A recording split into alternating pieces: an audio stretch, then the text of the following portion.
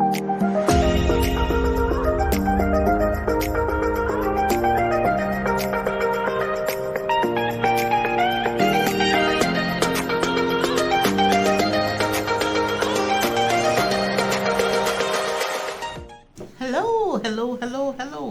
Welcome back again to the Unscripted show where everything flows as the spirit goes. And my name is Tosin Shusonya, and here with me is Derin. And we're happy to have you here again. And because we're North America and we're immigrants, today we want to talk about something very interesting. You're gonna love it. Guess what, guys? So, we're not wasting your time. We know we don't waste time to give you the tea because we want you to be served hot. So, whatever you're doing, if you're driving, please keep your eyes on the road and listen to us. And if you're at home, enjoy the vibes. Because today promises to be. We want to talk about something that we would really be able to relate with. It's a story of triumph, it's a story of grace, and it's a story of struggle. Trust me. And today, Derin wants to tell us her own journey as an immigrant. What a privilege, what a rare privilege to hear the Derin tell her own story as an immigrant. So, Derin, what year did you come into Canada? This is another hot seat for me. Oh, yeah. This is another hot seat for me. And I'm enjoying it. Well, it's 2025. Don't worry, guys. We got you covered. We have you covered. And like Tosin said, you're driving, keep your eyes on the road, but ears glued to us. Yeah. And then if you're in the house, why not? Why not if not? And if you're at work, please enjoy the flow. You can take some time at lunch to listen to us. And we can help you get the work done. Yes. Anyways, let's talk about Derin and Derin's journey, immigration journey. Amazing. The journey started. Do we start from before or after? So let's start this way. When you got into Canada, what did you experience? Happiness, excitement, shock? What was it for you? So, I got into Canada 2019 and I was really excited to leave Nigeria, thinking, oh yes, we're coming to the Maple City, Maple Town that flows with sweetness. In Africa, they call it Obudoyin. Yeah, that flows with sweetness and what have you. And truly, we got into Canada 2019. We had the support of a long, so I call him my brother and his wife.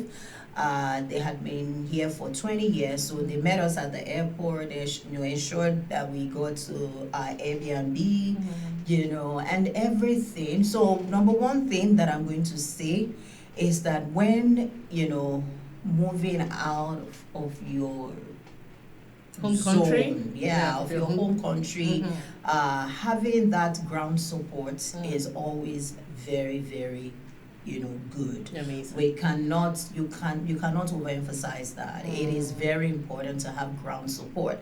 And nowadays people have it in different forms. People, ahead of time, they already started connecting with people in the location they want to go to, and there are different, groups now are like we have the Nigerian group, we have the Igbo group here where we stay. You can join our community as well. Yes, join Tosin and Derin's community once you signify that you're coming. And if you're coming to an area close to us, even if you're not coming to an area close to us, we may just be able to connect you with the resources you need. So it's important. Back to my story. So it's important to have like the ground support. So we had that, and so it helped us to settle into where we got as Airbnb, ensured that we got an Airbnb that had a school close by for the children that they could go to. So that helped at that phase, getting the phones, getting the bank accounts, which is very, very important. You need all those things to be able to settle properly. And like we said, we're creating a community of immigrants. If you're coming in and you need support from us, don't hesitate to reach out to us. You'll find the link somewhere in the comment section or on the screen, however you're listening or watching us here. Yes. So, After that, yes, we thought, okay, it was going to be a journey in the park, right?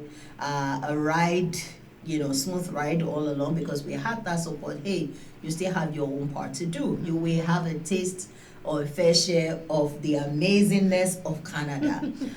Coming at the tail end of summer, we're coming from a very, hot environment to coming into cold. So the summer, what they called summer was not summer to us. It was, our own winter.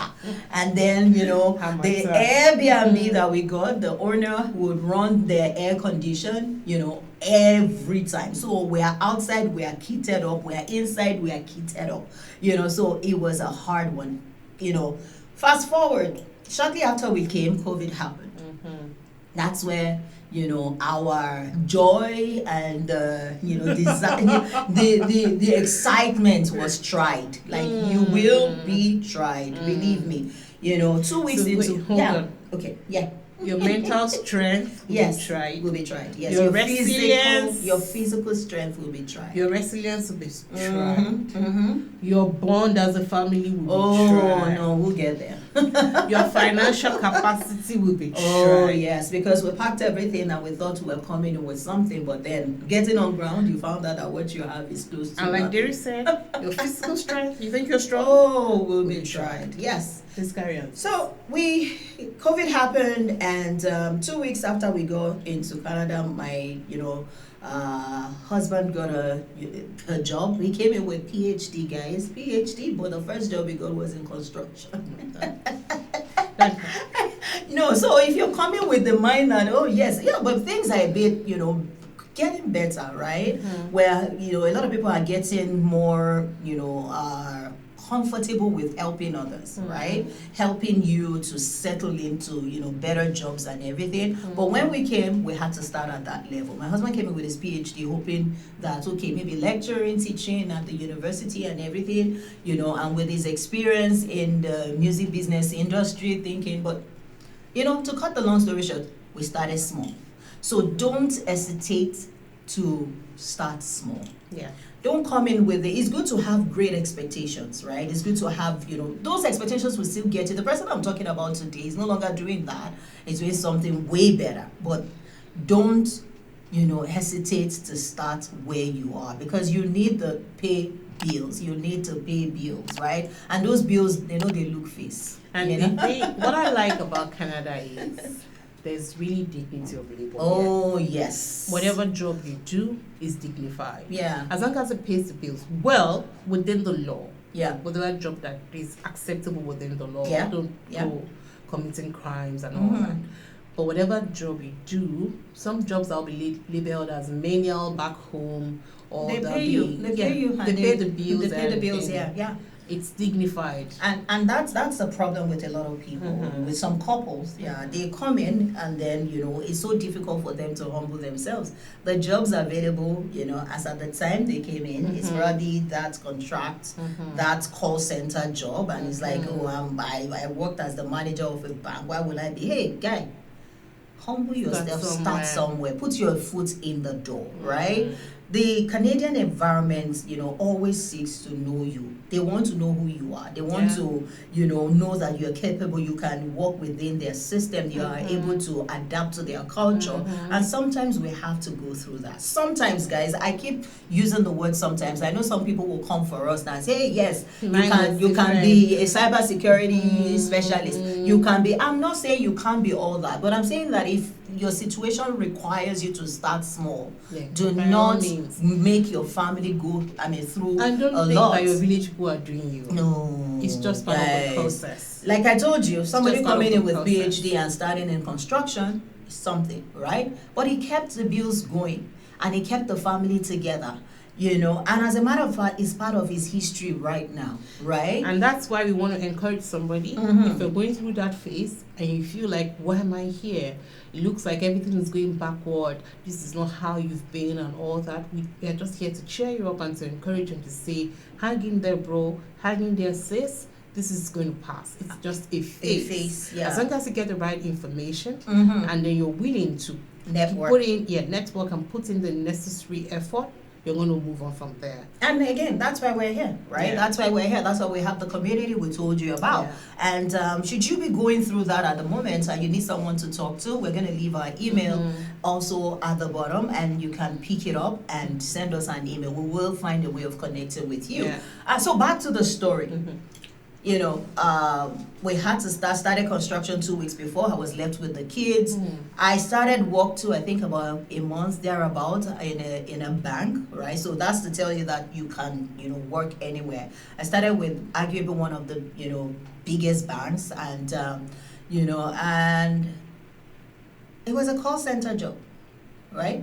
Call center job, and it ran, you know, the way it is, 8 hours, and at the same time I had to go back to school because, you know, I was in human resources back home. You know, coming here, you have to prove yourself that you're able to, you know, administer, you know, their HR laws, HR policies and everything. I went back to school, so I was schooling full time.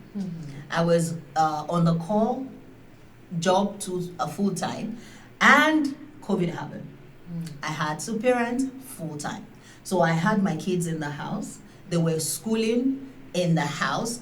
I had myself, I had my job, I had my school, I had the family. So it was a trying moment. So that's where Tosi was, what we're talking about, what we said, you know, coming to Canada will actually stretch you. Yes, I am minding the use of the word stress. It will stretch you, right? Because it's making you, you know, giving you room to adapt to the new system, right? To create a new pathway for yourself. And hey, another thing I tell myself, that hey, he's giving me opportunity to start all over, right? Some of us, you know, started something back home and we built ourselves to a level where we felt, you know, where we couldn't find ourselves again.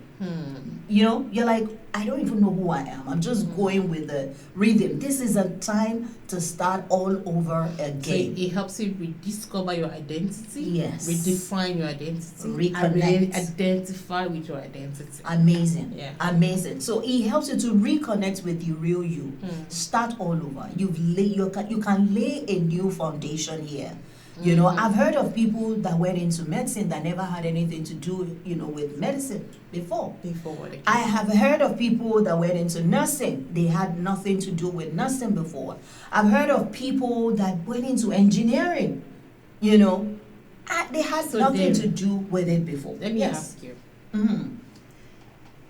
Back home, you had nannies. You had grandma and people who could help, aunties, uncles, and oh my God. So during COVID, when you had your kids at home, how did you cope? It was hard, guys. To say it was a hard nut to crack. I believe, you know, I've mentioned it sometimes to you. That season was a stretch. It was a stretch on me, my person, on my, you know, and it was a stretch on our marriage, right? Because I will go through all that. My husband was going through his, and he will combine two things he was doing. I would still expect him to feel the pain that I had to deal with, you know, while he was away. At some point, it was a huge struggle. Communication was really hard. So guys, I don't know whether, you know, you are out there and you feel you are going through something unusual. Hey, it happens to the best of us, right? It happened to the best of us. But what I did in my situation, you know, when I saw that it was impacting on our communication, on my marriage, because, hey, my priority is first my family. My priority is first my family. What I did was I discussed it. I discussed it with my parents. I remember one day my mom called and I just broke down crying. She was like, you know, is it not the Canada that you always wanted to go? I said, I'm just tired. So person doesn't do this. He doesn't even look at me. He doesn't even I'm just and she was like, that it's okay, that it happens. You know, and she was able to redirect my mind to other things working. Even though I felt this was not working. And she was able to also open my eyes to the fact that, look, the person you're expecting those things from is also going through his moment.